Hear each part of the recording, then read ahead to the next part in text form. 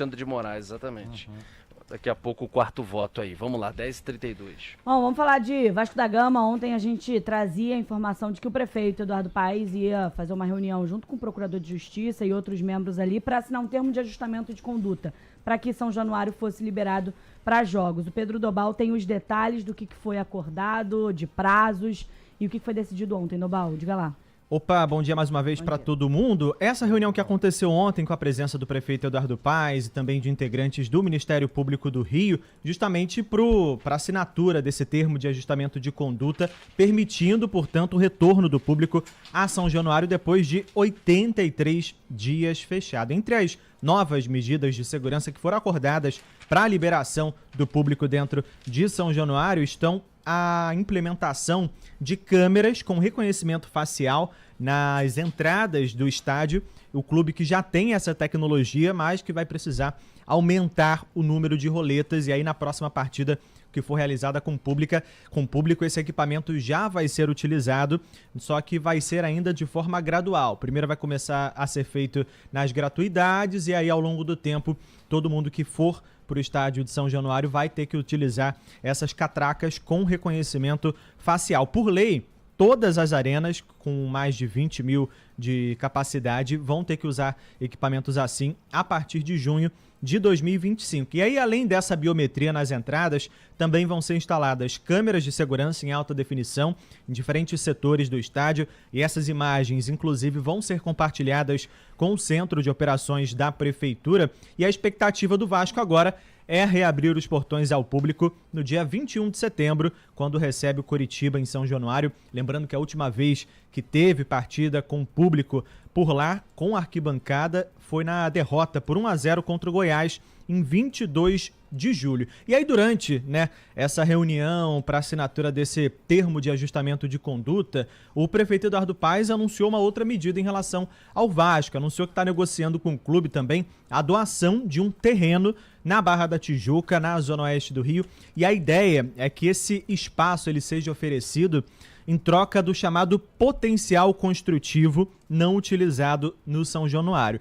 Aí esse valor que o clube conseguiria arrecadar seria utilizado na reforma do estádio. O que acontece? São Januário ele tem uma área construída que não chega ao limite que poderia ser construído dentro daquele terreno. E como não é mais possível construir mais coisas ali dentro, já que é um estádio, tem gramado, não tem como fazer muita modificação dentro do estádio de São Januário, esse potencial construtivo que não foi utilizado, essas construções que não foram erguidas dentro desse terreno, isso seria transferido para a Barra da Tijuca, e aí então o Vasco poderia negociar esse terreno com outros investidores. A reportagem da TV Band, inclusive, apurou que o Vasco já tem investidores interessados nesse projeto. Os valores giram aí na casa dos 500 milhões de reais, na verdade. E aí, para isso tudo acontecer, para isso ser viabilizado, a Prefeitura do Rio vai ter que enviar um projeto de lei para a Câmara Municipal do Rio. Os vereadores vão ter que votar, vão ter que aprovar.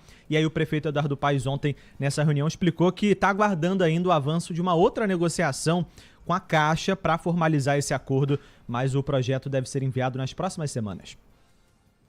Se você for pegar, primeiro sobre o estádio, Dônula, tem algumas coisas que vão para frente, como câmeras de reconhecimento facial, mas que não é para agora, é gradativo, e as mudanças, assim, efetivas no estádio, para que ele seja reaberto, sei lá, 70 dias depois, são desobstruções de algumas áreas, como o Briggs explicou ontem, troca de uma porta, câmeras que vão precisar ser instaladas, ou seja, como a gente vinha falando, vão reabrir o estádio com ajustes que poderiam ter sido feitos depois do que teve da confusão, da punição correta com a quebradeira que teve. O Vasco ficou 4 jogos fechados, mas depois foi por decisão judicial, que se tivesse tido a celeridade com prazo de 5 dias, essas adaptações que eles estão colocando agora poderiam ter sido feitas há 60 dias. Não é que estão abrindo uma nova porteira, estão fazendo outros acessos para o estádio, estão determinando alargamento das vias no entorno. Não tem nada complexo. Mostra que realmente sentaram em cima do negócio de uma maneira irresponsável.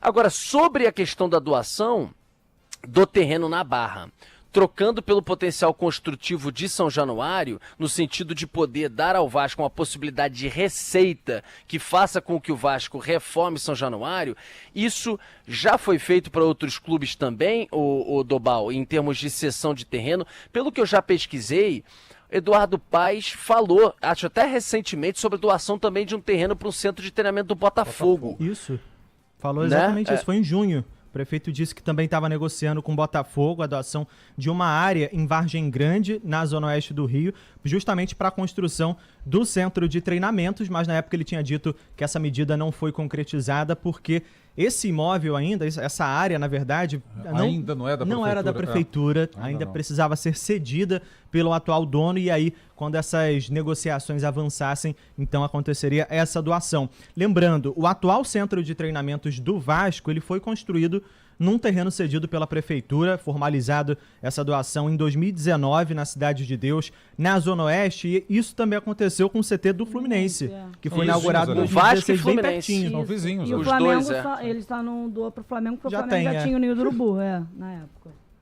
Mas agora tem Desculpa, uma discussão, só ia complementar. Agora tem uma discussão envolvendo um terreno que seria perto ali do gasômetro, né? Que seria pro Flamengo. Essa discussão ainda tá bem inicial, é sobre aquela ideia que se tem para construir um estádio do Flamengo no gasômetro. É uma ideia bem inicial, mas a prefeitura não descarta essa possibilidade de também atuar ajudando nessa negociação, também fazendo essa transferência, né, do potencial construtivo para o terreno que hoje pertence à Caixa e aí transferindo esse potencial para um outro terreno para ajudar nas negociações. Mas isso aí é mais longo, né, O'Donnell? Essa negociação aí, até porque tem que passar pela Câmara e tal, isso aí vai se estender, não se sabe para quando, né? E a questão do São Januário tá para se resolver por agora, para o estádio. Agora, tem data, Dobal? São Januário, por exemplo, pode receber, agora no fim de semana está definido, pelo que sabe até agora, que o Botafogo cedeu, John Textor não queria, mas parece que foi convencido pela CBF e cedeu, e Vasco e Fluminense, o mando é do Vasco, e o Vasco e Fluminense, o jogo vai acontecer no Engenhão, sábado, 4 da tarde, com 90%, acho, da torcida do Vasco e 10% do Fluminense, porque o Vasco é o mandante, como foi recentemente o clássico Botafogo e Flamengo, também foi assim a favor do Botafogo, no Newton Santos. Aliás, o Tedesco, que é botafoguense, falou: para de chamar de Engenhão, pô. É estádio Newton Santos. Newton, é o Newton. Então, o Dobal, tem data pro Vasco poder, com as adaptações, reabrir, voltar a jogar com a sua torcida lá em São Januário? A expectativa é jogar com a torcida já no dia 21 de setembro, ou seja, quinta-feira que vem, daqui a uma semana, em São Januário, contra o Coritiba, partida válida pelo Brasileirão. Boa. Valeu, Dobal. Obrigado. Um abraço. Valeu. Valeu e não